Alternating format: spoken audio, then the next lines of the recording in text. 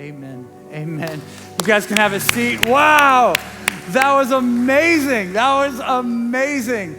I love seeing people that, may we never grow tired of that. Thank you, my friend. Thank you so much. May we never grow tired of seeing that, of people saying yes to the gospel, saying yes to Jesus. And I just want to say, if you're here today and you've never been baptized by your own choosing, and you're interested in baptism and what that might look like, would you find Pastor Emily or I? We would love to have that conversation with you. Hand it at the connection point. You can put it on one of those connect cards, and we'll call you this week. We would love to see you step into that, to see you step into what God has called you to. Oh man, that is just so cool. We're in this series called From Surviving to Thriving. We've been walking through it. We've been seeing what God has done. How do we actually survive? We typically get stuck in survival mode where we're worried about our car payments and different things like that. And we're like, oh, how are we going to do this? But I feel like God has called us into something more. And what I want you to catch today, that thriving just doesn't come from control. Like typically when we thrive, we try to hold on to things and hold them in here. It comes from surrendering to Jesus, even when it costs us.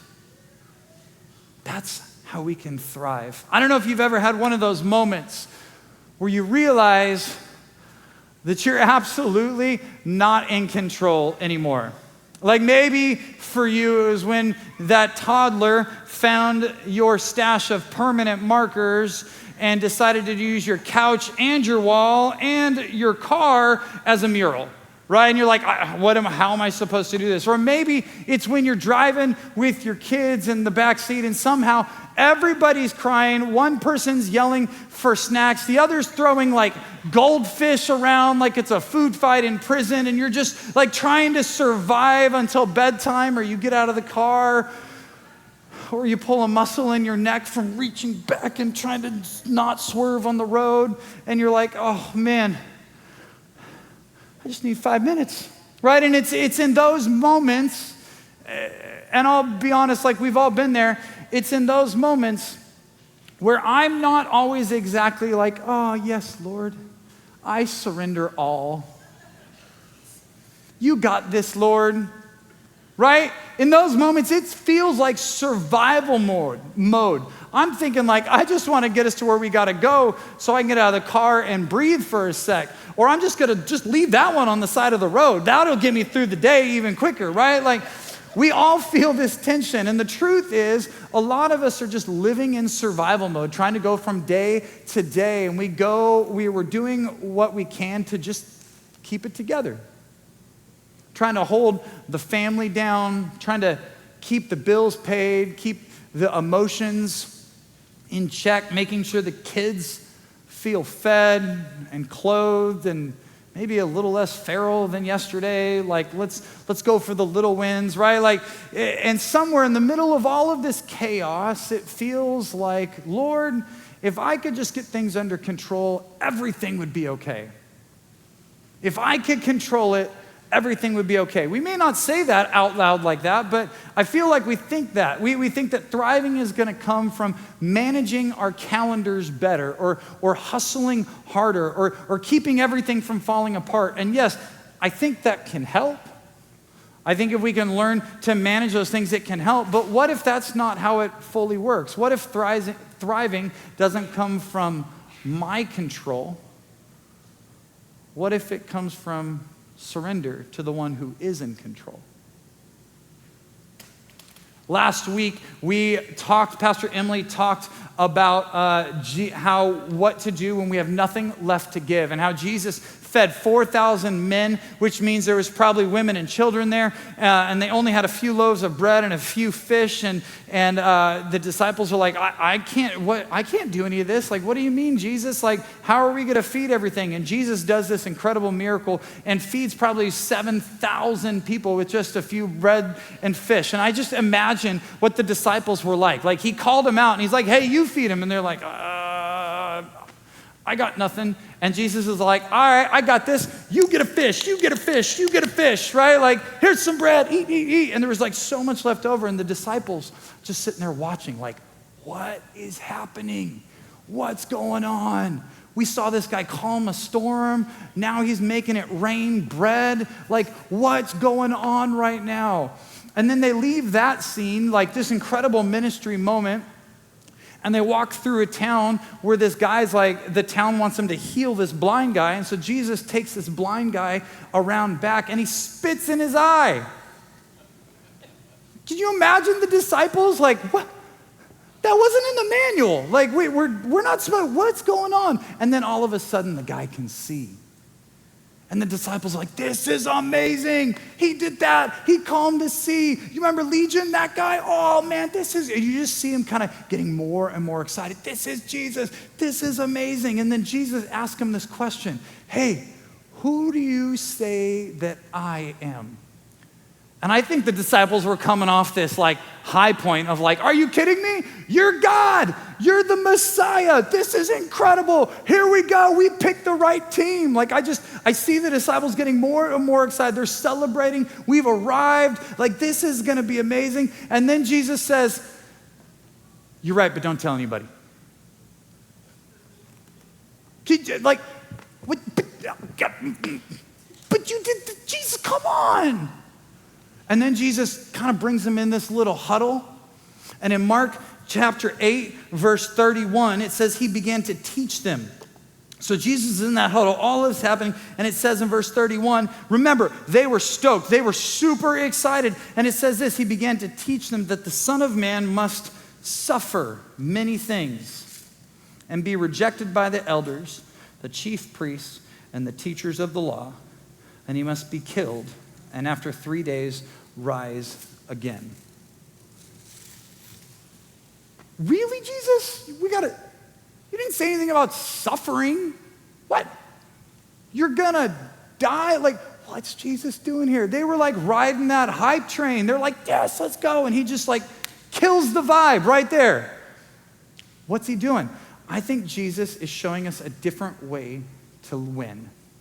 He's showing us a different way to win. When he's talking in here in verse 31 about the Son of Man, he says, hey, the Son of Man must suffer many things and be rejected by the elders. That's Jesus. It's a title he uses for himself in Mark over 80 different times.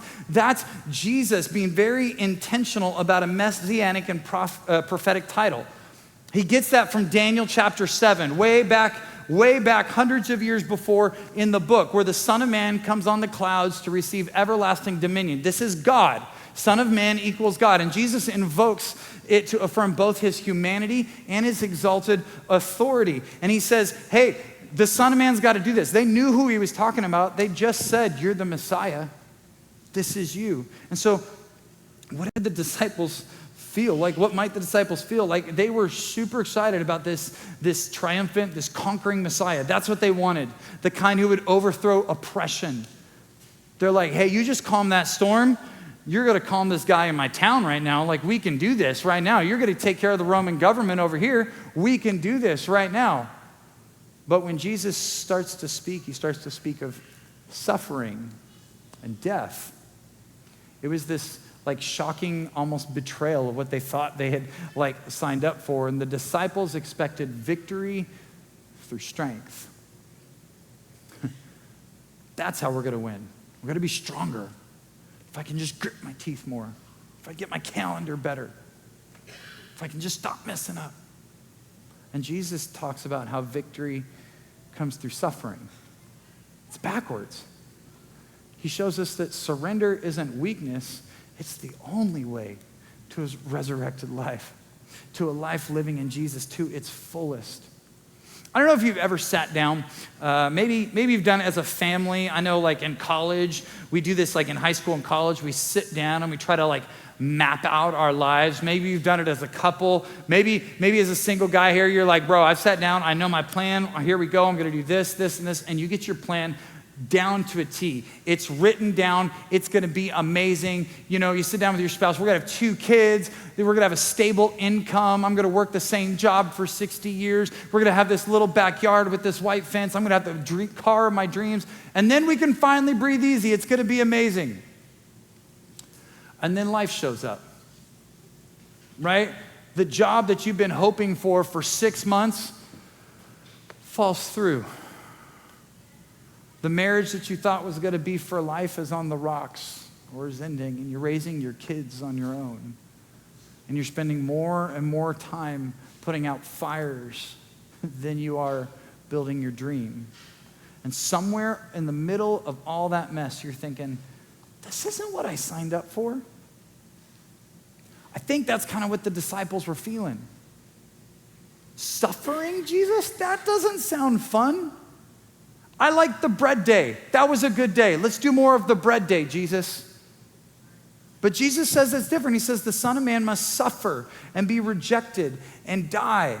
They signed up for a kingdom, not a cross. They wanted control, and Jesus offers surrender. They thought winning looked like victory, but Jesus says, no, it looks like sacrifice. You don't have to control everything, Jesus is saying. Just trust me. I have a better way, even if it looks harder at first. But even when Jesus shows us this better way, so many times I still fight him on it. I'm like, no, Jesus, I don't want that. And then I look at our next verse. I did the same thing that Peter did. Check this out. In verse 32, it says this. He spoke plainly about all this, telling about his mission and his death. And Peter took him aside and began to rebuke Jesus. Maybe not the best plan, I don't know. But when Jesus turned and looked at his disciples, he rebuked Peter and he said, "Get behind me, Satan," he said. "You do not have in mind the concerns of God, but merely human concerns." You don't know what God's doing, you're just thinking of yourself. And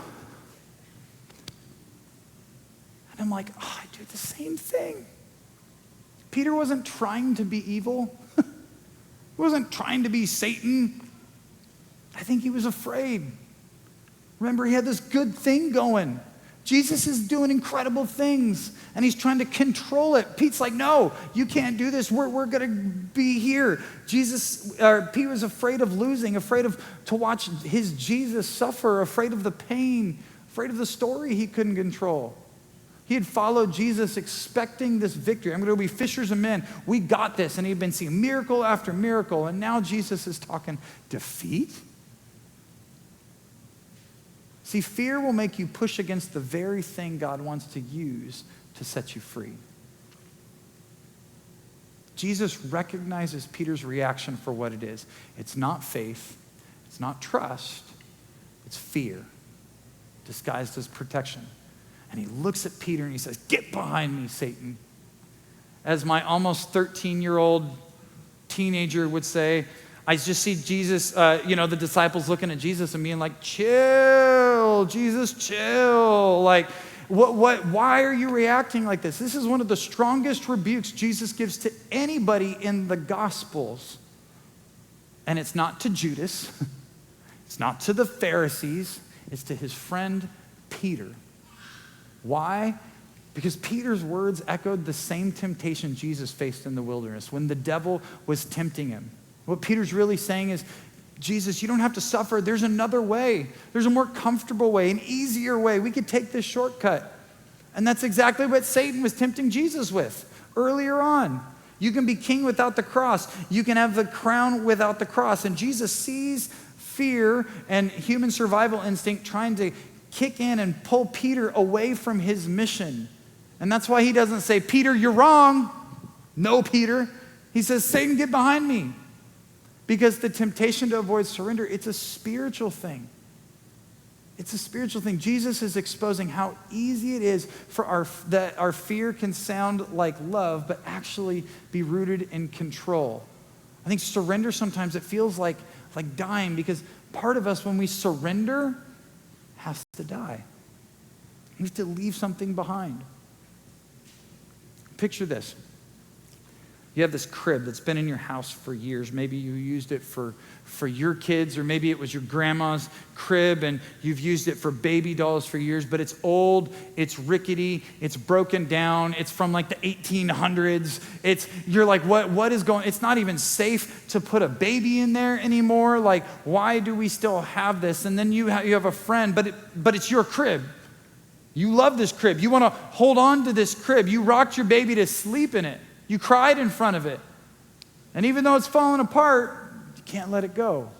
But then you have a friend that offers you a brand new deluxe crib that's in perfect condition. It's strong. It's one of those really expensive ones. And it's already put together. Praise the Lord. Like, this is amazing. But something in you says, no, I need this old one. I know this one. This is the one that got me through. This is my memories. And what we say in those moments sometimes is like, I'm afraid to trust something new, even if it's better. I have so much wrapped up in this one back here. But I think that's what fear does sometimes. It convinces us to hold on to broken things. Relationships, habits, addictions, coping strategies, survival strategies, because we're afraid sometimes, because I'm afraid sometimes of what surrender might cost. And that's what Peter did. He tried to protect Jesus from the pain because he was afraid of his own loss. And Jesus said, that fear doesn't come from God. Get behind me. I got stuff to do. See, fear fights to protect what's familiar. Faith lets go so God can rebuild something better. Let's be honest, we all got a little Peter in us. We all got a little bit of that controlling. Some of us more than others, right? We say, Jesus, I love you, but I didn't sign up for this much pain. Jesus, I'm older and more mature now. Why am I still going through this? Jesus, why is this still happening to me? Like, I'm going to show up on a Sunday, but I'm struggling in the week. Like, God, what's going on? Like, we want to follow Jesus as long as the road is smooth and our cross is light and feels reasonable, and the cost feels reasonable. But here's the thing. Jesus never lowers the cost to make following him easier. He raises the bar to show us what real life actually looked like. He's actually calling us into something deeper than survival, which brings us to our third point, that surrender is the way to real life. Surrender is the way to real life. Verse 34 says this, then he called the crowd to him along with his disciples. So if you have your own Bible, circle, highlight, underline crowd, because now he's not just talking to Peter, he's talking to us. It's gone from a one-on-one conversation to a conversation he wants everybody to hear. Church, he wants us to hear this today. He called the crowd to him and along with his disciples, and he said, whoever wants to be my disciple must deny themselves and take up their cross and follow me. Whoever, circle, highlight, underline. It's not like the people who dress right or the people who have it all together or the rich. It's whoever wants to be my disciple must deny themselves. We don't like that word. Take up their cross and follow me. For whoever wants to save their life will lose it. But whoever loses their life for me and the gospel will save it. What good is it for someone to gain the whole world yet forfeit their soul? Or what can anyone give in exchange for their soul? If anyone is ashamed of me and my words in this adulterous and sinful generation, the Son of Man will be ashamed of them when he comes in his Father's glory with the holy angels. Jesus is saying if we want to be his followers, we got to deny ourselves some things. And we got to take up our cross. Now, he's not talking about carrying something that's mildly annoying or inconvenient. Jesus, I don't like that show, really. I'm just going to get rid of that. I'm going to delete that app.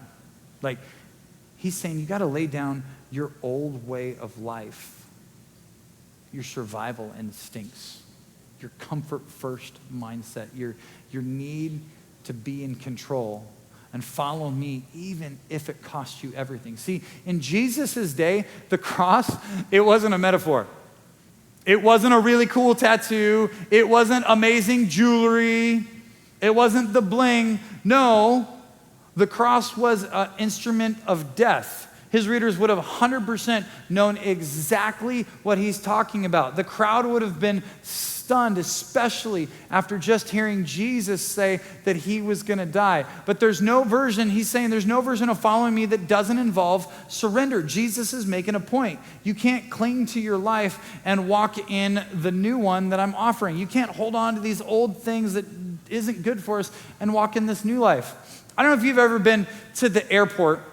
Imagine showing up to the airport with your giant overpacked suitcase, right? You're headed somewhere amazing, your dream destination.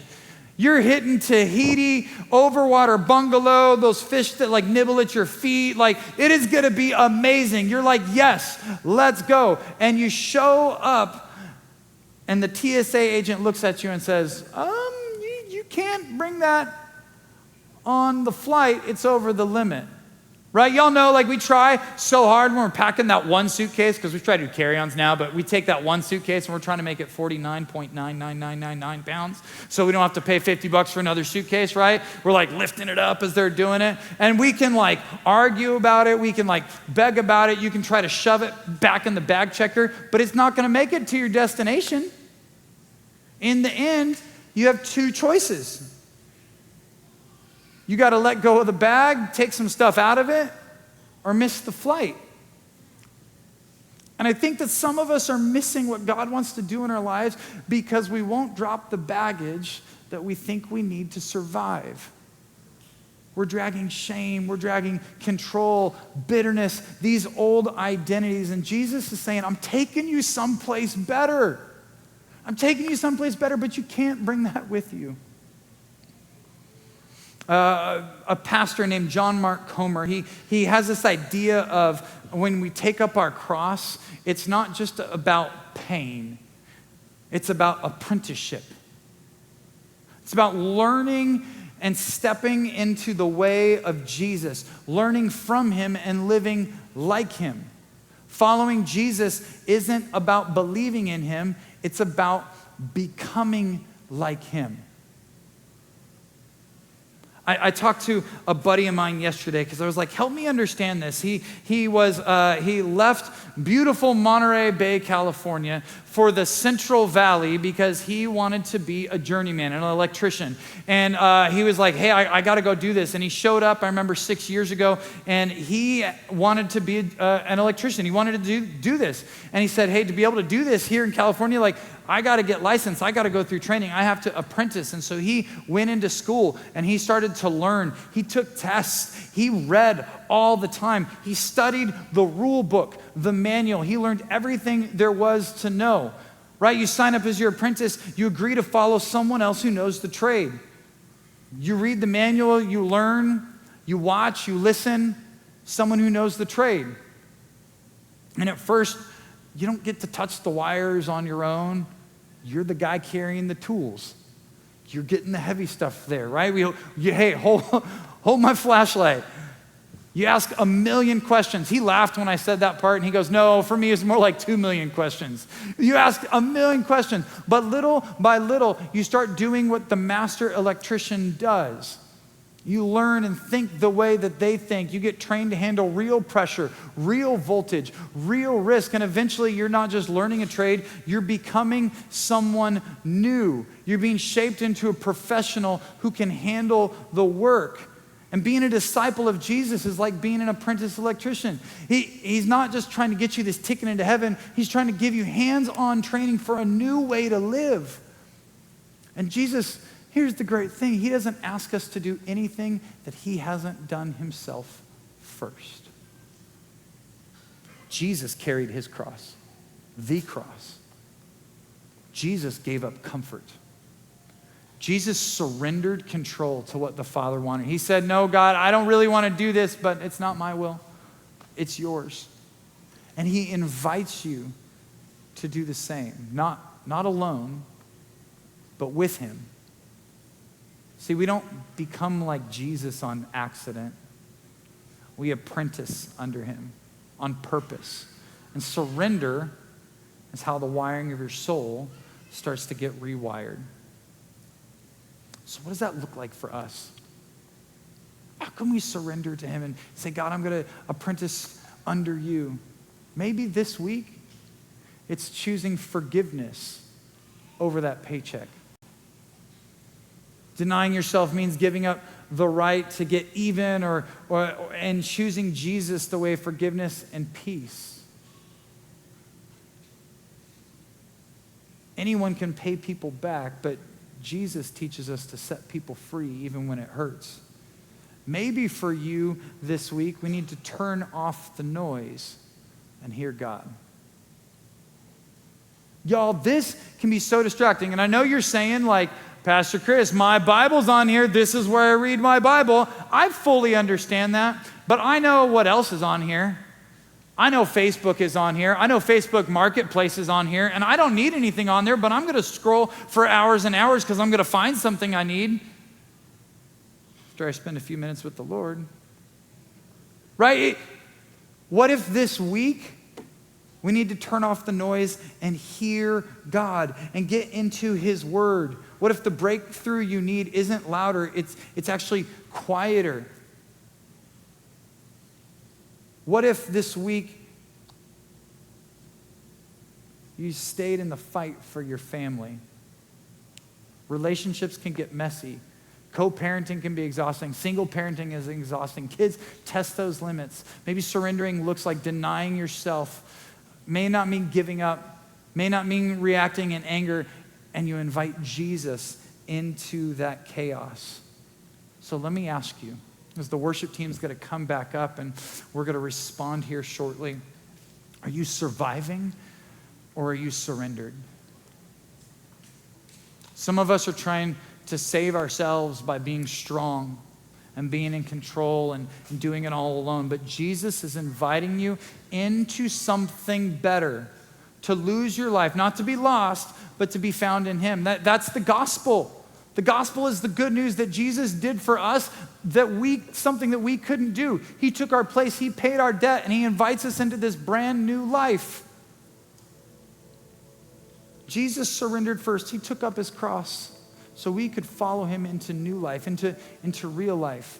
Whoever loses their life for me will save it. It's not the perfect. It's not the people with the best mental health. It's anyone. And he didn't just talk about surrender, he lived it. And on the night that he was betrayed by one of his friends, Jesus had this crew together around a table of people who didn't fully understand who he was, who were scared, people who would fail him. And Jesus didn't push them away. He invited them closer. In the meal, he took bread and said, hey guys, this is going to be my body. It's going to be broken and beaten for you. And I want you to eat this. And as you eat it, remember what I've done for you. And a little bit later in the meal, he took the cup. And he said, guys, this is my blood. It's poured out for the forgiveness of sins. See, communion, it's not just a ritual. It's a reminder of what God has done for us. And so we're going to take communion. And the worship team's going to sing a song. And I want you to remember that Jesus gave up everything so we could stop just surviving and we could start living.